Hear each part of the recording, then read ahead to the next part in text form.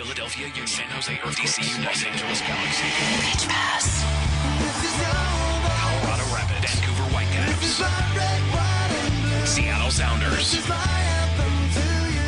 Montreal Impact, Chivas USA, New York Red Bulls. Pitch Pass, your all-access credential to the people that matter in MLS. Here's your host, Greg Roach. Hello, welcome to Pitch Pass. Thank you so much for downloading the episode. We appreciate that. We had a little bit of a technical snafu with this week's episode. You will hear our conversation with Chivas USA's Dan Kennedy coming up in just a few moments. I do apologize, though, to everyone in the FC Dallas organization. We had a fantastic conversation with Stephen Keel, which is lost to the computer technical gods of the world. Curse you. Sometimes they bless you. Sometimes they curse you. This time they cursed us. We'll get Stephen Keel back on in a future episode of Pitch Pass. You make sure that you listen for it because he is just one of the good guys in MLS. At pitchpass.com to follow us on Twitter and pitchpass.com to get any of the episodes that have already happened that we've posted and to find out where to go for future episodes. So you subscribe, but if you're not subscribing, pitchpass.com. Let's talk to the goalkeeper of Chivas USA, a team that I have my eye on and that is, I'll say it, has been very surprising to a lot of people, including yours truly. He's Dan Kennedy, and he joins us right now on the show. Dan, how are you, sir? How you doing? I'm good. Good. We had a whole conversation with Stephen Keel earlier, Dan, that was lost to technology snafus. So you're going to have to carry the flag for this episode all by yourself. No problem. Put the team on your back, Dan, and lead us to victory. Now I'll do my best. We talked a lot about hair with Stephen Keel. Naturally, he's got gorgeous, flowing, curly locks. You've got a more understated hairstyle, but you are around a lot of fantastic hairstyles, so you can still speak on hair, I would imagine. Yeah, I would think so. Okay, all right. So, because I was watching the match against New York this past weekend, and my wife happened to walk into the room, and she saw, and I'm going to ask you to fill in the blank, whose hair, and responded with, "Oh, that's horrible." I'm guessing it had to be Bofo's. It was not Bofo's. That was my, really? If you think that's bad, check out this hair. That Bofo was the topper to the one she was thinking of. Do you have a second guess? Geez. I'll give you a hint. Mullet. Oh, yeah, Tommy. There you go. Yeah. Now, listen, he's new to the league, and that's all fine and dandy. Have you had a quiet word with him as a veteran of the team just to say, explain the hair. Explain it to me. Yeah, I mean, I just give him a hard time whenever I get a chance, tell him to cut it, but you got to hand it to him. He has the courage just to wear it, and he's performing well, so that's really all I care about is his performance on the field. Now his hair may get him a little more recognized in the end, but hopefully that's a good thing. You have to perform well when you're rocking that hairstyle, I would think. I would assume, yeah. I just don't understand. Is he single-handedly trying to bring back the mullet? And the beauty of his hair is it's shaved on the sides, which just really brings out the magnificence of the mullet. Yeah, it's a blatant mullet, but definitely it's one of those things where these guys with the fancy hairdos, they stand out on the field. So if you can perform well and stand out on the field, then you're going to catch people's eyes, you know? All right, Dan, I'm writing down Dan Kennedy believes that a mullet is a fancy hairdo. It's a fancy hairdo, Dan. Sure enough. Okay. Is it because I was going to ask you about, the league running the team and almost it's like having a substitute teacher and you guys could run the halls and run wild, but you're choosing to be professional. But now we just had a conversation about Tommy McNamara's fantastic and fancy mullet. So maybe that is the byproduct of having the league run the team. Now we're just growing our hair in all different directions. No, I wouldn't go that far. I think at the end of the day, it doesn't matter who's running the team. As professionals, if we want futures in this game, we need to act the part and perform. So that's definitely what we're trying to do. And actually, it's been a great experience so far this season with this group of people, and I'm really enjoying it. How has the ownership situation affected you on a day-to-day level, if at all? It really hasn't. It really hasn't. It's nice to have Nelson Rodriguez around and know that he's the one making the decisions that we don't get to make, because his experience is going to prove vital to us turning this organization around. And I'm just extremely optimistic about where it's going. We've talked about Chivas USA the last few weeks on this podcast, and every time I kind of bring it up, it's it's early, and I keep having to say yes, it is early, but points early matter just as much as points late. Tell me why I am right to believe in Chivas USA this year based on what I've seen this early in the season. Well, we definitely have more attacking options than we've had in the past couple seasons. I mean, everyone knows how talented Kubo is, and the addition of Mauro Rosales and Leandro on the flanks or out wide are going to give us a lot more service and opportunities to score goals. So hopefully that'll help us as a team take some steps forward and being in more games. And there's just the coaching staff's done a good job, and I think this should be a really good club to watch just because of everything that is going on the ownership front. For me, this is an opportunity that should be extremely exciting for everyone involved. I'm glad you brought up Barrera. That was the guy that I mentioned, and the Rosales acquisition was big because he was a known entity in the league, and we knew what he brought to the table. But I feel like having Barrera on the other side of Rosales really makes Rosales even more dangerous because it's not just one-sided attack where it's coming from. You've got to watch both sides now. Yeah, you need versatility. You can't be a one-trick team, So it's important that going into games, the other team knows that we can attack you a couple of different ways through a couple of different players. We don't want them focusing just on one of our players to shut our whole team down. So it's important that we have guys that can pick up the slack or perform, have big performances and have it come from a variety of guys. That's what's going to be important for us moving forward and becoming a better team this season. I've seen Eric Avila deployed this season as an outside back for you guys, and I thought he's looked not just comfortable, but very, very good. Have you talked to him about that transition? Where is his mind at on that? Is that something that he's embracing, and how far do you think he can go as an outside back? Well, I have talked to him about it a handful of times, and if he can prove himself there, I think it's only going to benefit his career. Normally, he could have a longer career, and to be an attacking outside back or an outside back that's as comfortable as he is on the ball and as good as he is 1v1 in attack, he brings a different element to the game. So, he's settled into the position really well, and hopefully we see him continue to grow in that position, and it's really going to help us not only this season but for years to come because I think Avi's got a lot of really good years left in him. You've kind of been on a merry-go-round as far as coaches are concerned. What do you see in Wilmer Cabrera that makes you think, okay, this is the guy?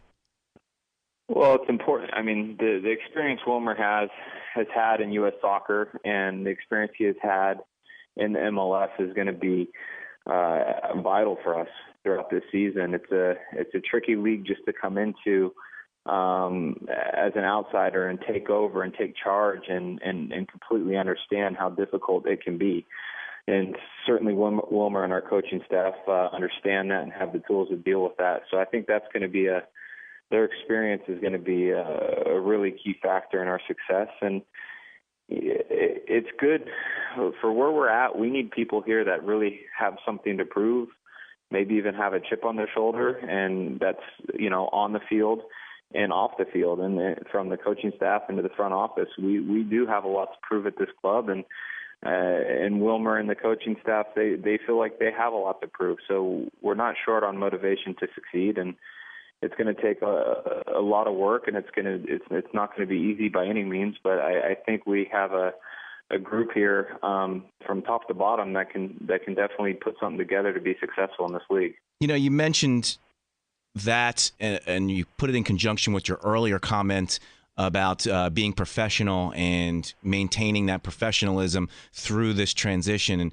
it really makes a lot of sense what you said, because you do need guys with chips on their shoulders, because this is a situation where At the very, very, very, very least, you're auditioning for the next owner, the next city, right. or whatever. So all of you guys, it's great that, go down the line. Is Bofo done? Does he have more in the tank? He's got to prove that. Is Bocanegra done? He's got to prove that. Can Avila play outside back? He's got to prove that. Can Rosales stay healthy? He's got to prove that. All you guys are playing with something more than just, hey, we're professionals. Now it's, hey, we're professionals, and we've got this to offer.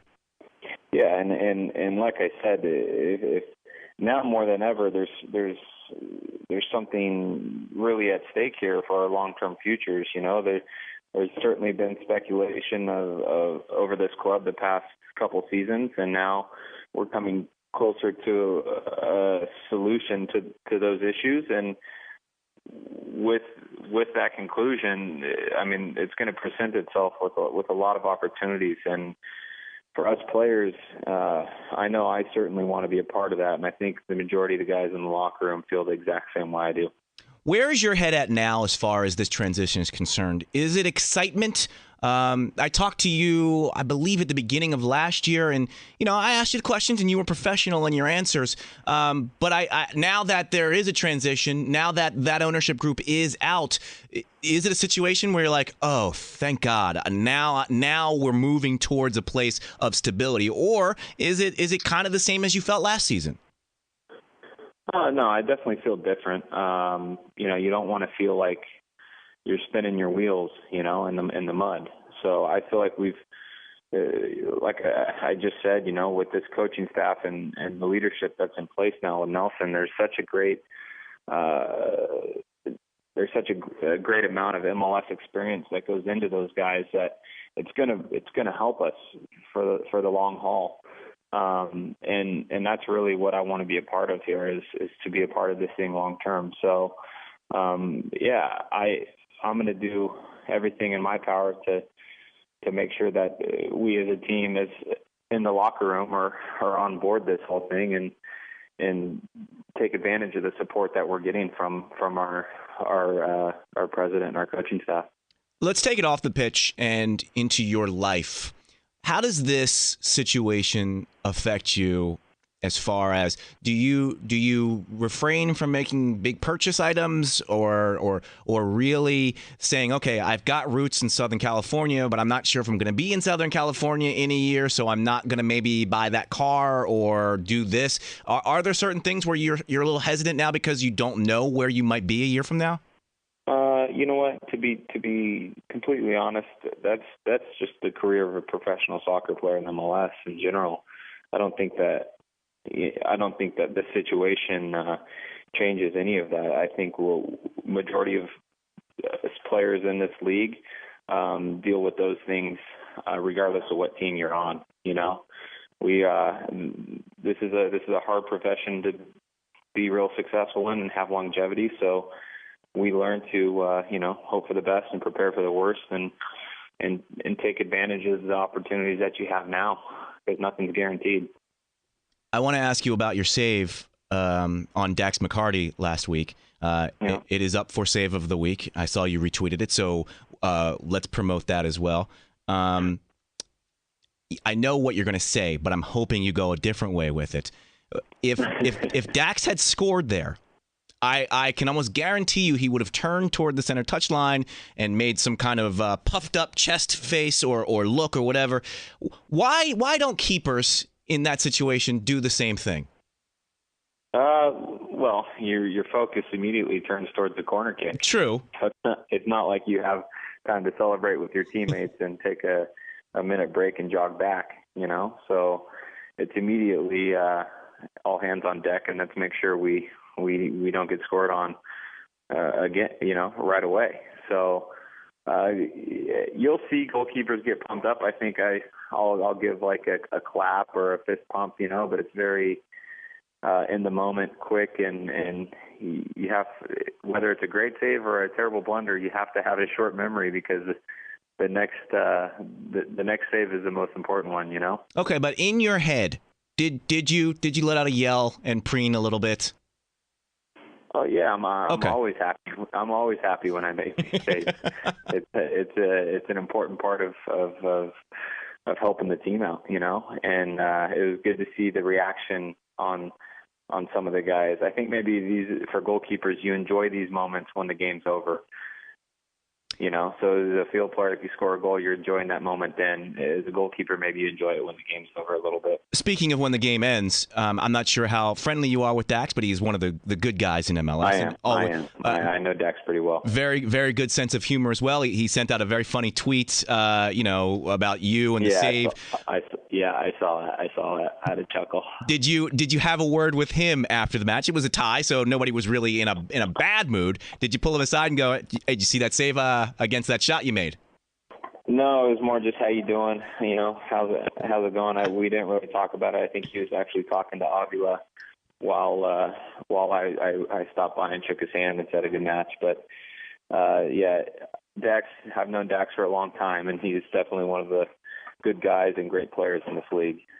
You know what that is, Dan? That's him poo-pooing your save by not acknowledging it, because now he's like, okay, it wasn't that big of a deal, buddy. Believe it. I don't believe that. So I did have a question from Stephen Keel that he asked me to ask you. I know the answer, but his question was, what is it you have against FC Dallas? Because it seems to him as if you always stand on your head whenever you guys play Dallas.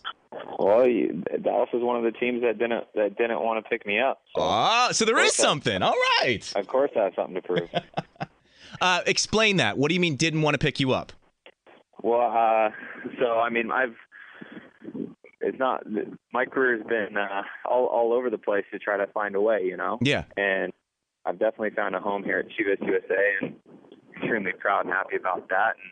And I was on trial with Salt Lake, Columbus Crew, and then I spent a long time with FC Dallas right before I signed with Chivas, and I thought that Dallas was going to be my destination, but they decided to go a different direction.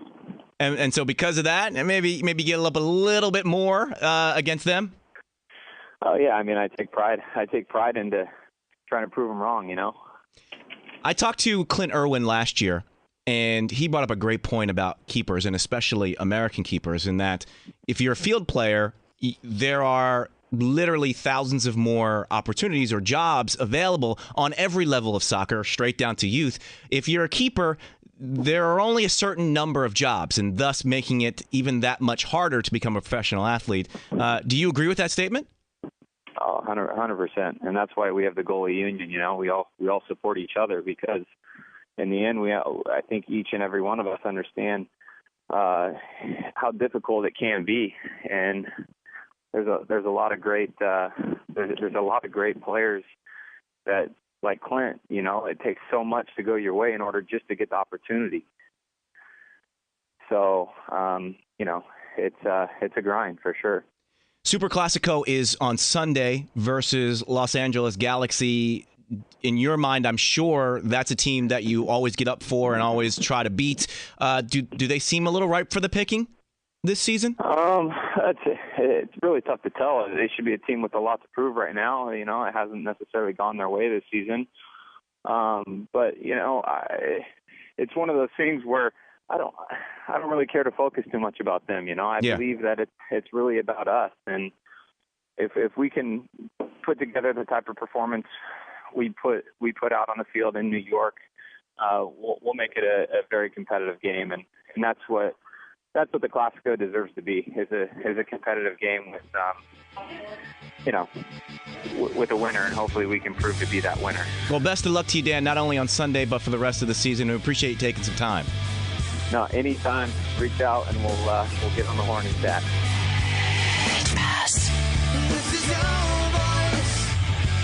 This is my red, white, and blue. This is my anthem to you. For more show information, go to pitchpass.com.